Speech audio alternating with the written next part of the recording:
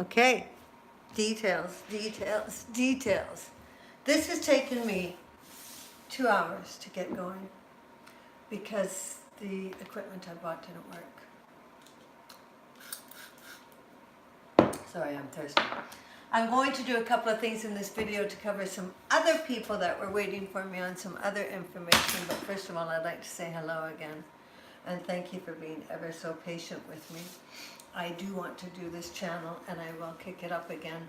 I have come into all kinds of scenarios in my life that have kept me from wanting to be one in the public eye, doing my yoga, though I have been continuing to do my yoga and teach my yoga. I don't recommend that in troubling times we quit doing our yoga or our self-care or exercise routines.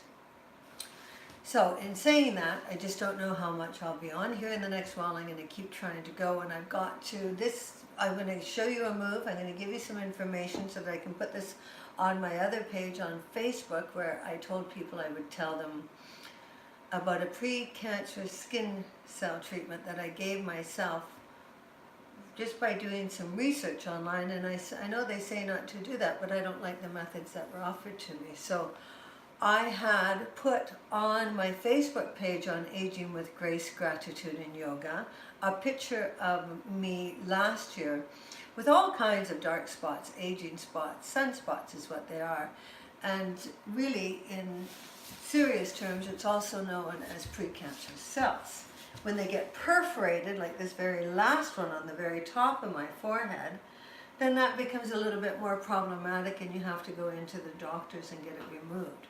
I've gotten this one down to where he can just burn it off right in his office, and I had one removed on my thigh last summer as well. So you want to pay attention to those things. The two items I'm going to tell you about, I do not sell. I am not telling you this because I want to profit from you. I am telling you this because I want to keep everybody out of the doctor's office as much as we can. Not that they're bad, but it's an overloaded system, and there's so much we can do for ourselves if we're proactive in our health, which is what we want to be, of course. So, how I got rid of all those spots on my forehead and my face, and collectively I'm working on here too, right? Because that's the very thin skin area on us women, and it's also a very exposed area to the sun. So I have also been spraying there, and then as you saw, I swish it around my gums and I swallow probably about 1/4 ounce a day when I'm doing it heavily. When I'm doing it with discipline is more what I mean. I don't have to do it as much now because I've gotten rid of most of the spots. This last one I can't get rid of. My doctor will burn it off. I already spoke to him about it, but I was on my way to Mexico for another week and he said, wait till you get back, obviously. And what this is silver water. You can buy it online. I am very fortunate. I have a friend who makes it for me and doesn't even charge me. She makes it for all kinds of people via a church she belongs to, and I love and appreciate her for it greatly. The other thing is what I did with the last ones, which was a lot more perforated ones left because of it, was Young Living frankincense, and no, I don't sell this either. Susan Seal, who has a business page on Facebook, a local girl, sells it. You could speak to her. She has vast knowledge in the world of essential oils, and I would turn to her. And then of course, as I said, next one, 3, he burns it off. No skin cancer for Tracy. So that's what I wanted to share with you on my Facebook page. And then what I want to share with you now is in English terms, I call it the full expression of forward bend. I like to do poses that stretch my entire body at once. Stretching for me is the ultimate of helping you reach your fitness goals, because a limber body is a safer body. Glass breaks, limber bends, you know how it works. That's the same theory in our bodies for the most part. I like to keep stretched. I've got, as I said, I have dance and gymnastics background, and so I always go back to the stretching. One of the, I worked with a yoga teacher not long ago, and she kind of confused me because she said, well, yoga's not stretching. Well, the Sanskrit term for this is Upavista Konasana, which really in my terms, it's a seated angle forward bend. The full expression, I'm going to give you some hints and how to eventually get to it.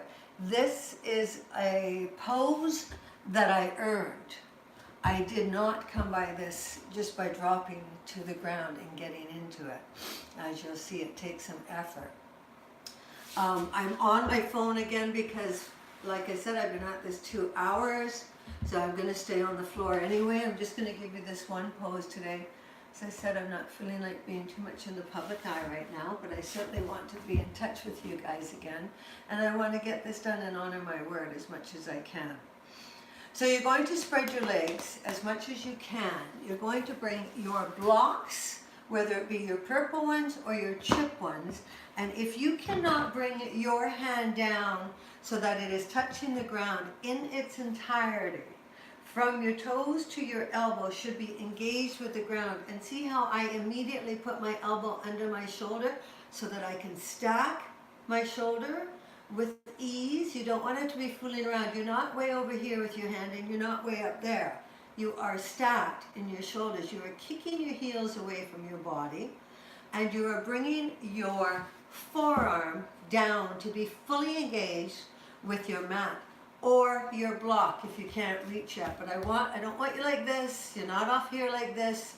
You are fully engaged. We are now doing a yoga pose, so be in a strong intention with your body. It's just one pose, so I'm not going to pray before or do the namaste after.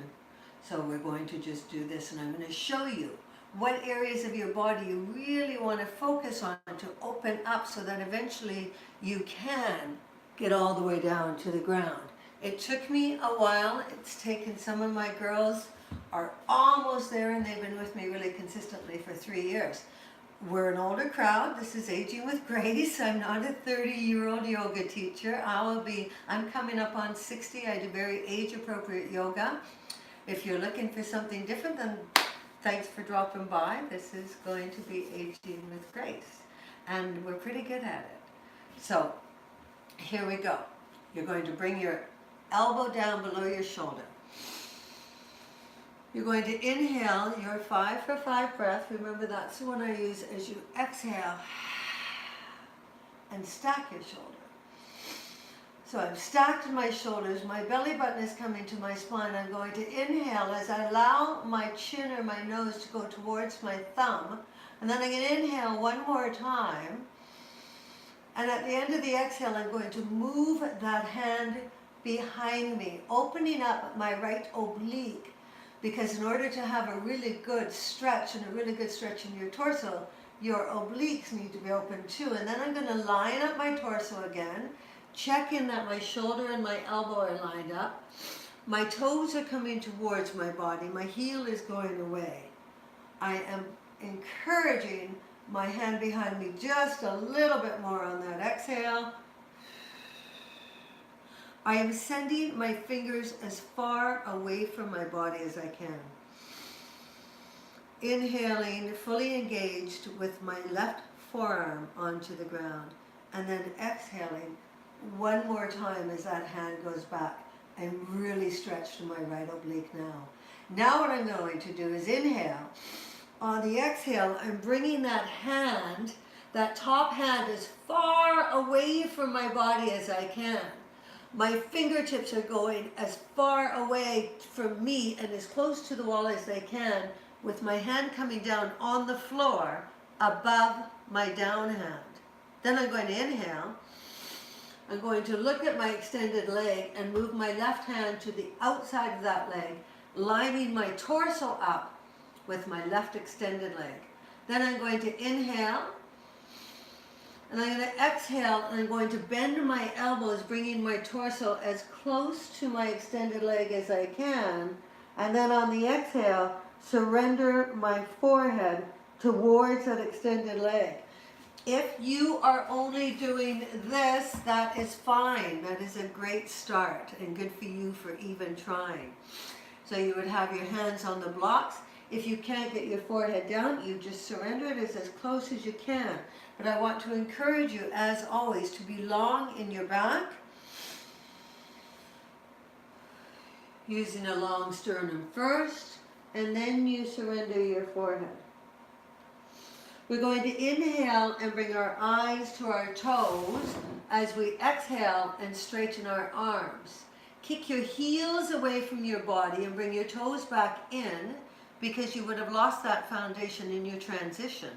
Inhale as you bring the left arm out in front of you, fingers as far away from your body as you can, keeping your pelvic floor, and walking your hands over to the other side of your body. Inhale as you bring your right hand down below your shoulder. Now remember, if you need, this is where you're going to put your block in. You are taking your toes towards your body and your heels away as you open up and stack your shoulders. I'm using my down hand as leverage to my legs, so that's allowing me to open up, as you can see. Inhale. On the exhale, kick those heels away and bring that hand back just a little bit more. Opening up that left oblique, making yourself long in your torso. This is a great place for fascia to start to thicken. So this is great for doing just for your fascia alone. Never mind going into the rest of the pose where you come into the full expression of. Inhale. Exhale one more time. A little bit further back. Then you're going to inhale. Exhale as you start bringing that hand as far away from your body as you can. Full intention in sending those fingers to the wall on the opposite side of the room. Dropping that hand on the floor above your downhill. Inhale. As you line yourself up with this extended leg, mine doesn't line up the same on this side. Every day is different in our bodies, as I've said, and either side of our body is different as well. Inhale. On the exhale, drop your elbows to either side of that extended leg. Kick your heels away from your body. Stay grounded. Inhale. On the exhale, surrender your forehead towards that extended leg. You're going to feel how you need that side open in order to do that. And again, if you're using your blocks and you can only go this far, that's absolutely fine. Just try. Use your visualization techniques. Surrender to your pose. Inhale once again as you bring your eyes to your toes. Exhale as you straighten your arms. Inhale as you bring that right hand on the inside of the leg, and then walk your hands as far away from your body, bringing yourself to center as you can.